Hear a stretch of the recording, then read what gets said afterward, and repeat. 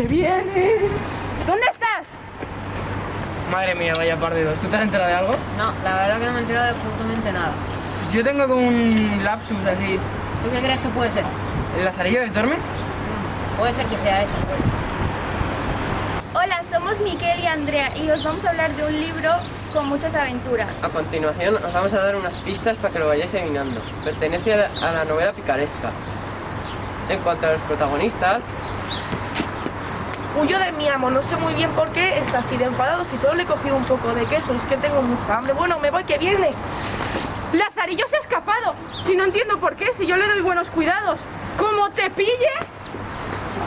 su padre era ladrón y su madre acabó casándose con alguien que acabó en la cárcel. Él tendrá que arreglárselas para sobrevivir. Y el autor no se sabe, chavales, es anónimo. ¡Que viene! ¡Ven aquí! Durante la historia, él tendrá 6 amos a los que tendrá que robar comida para poder sobrevivir. ¿Te has enterado de algo? No, la verdad que no me he enterado de absolutamente nada. Pues yo creo que tengo como un déjà vu. Sí, pues... Vale, creo que tengo la novela. ¿El Lazarillo de Tormes? Puede ser que sea esa.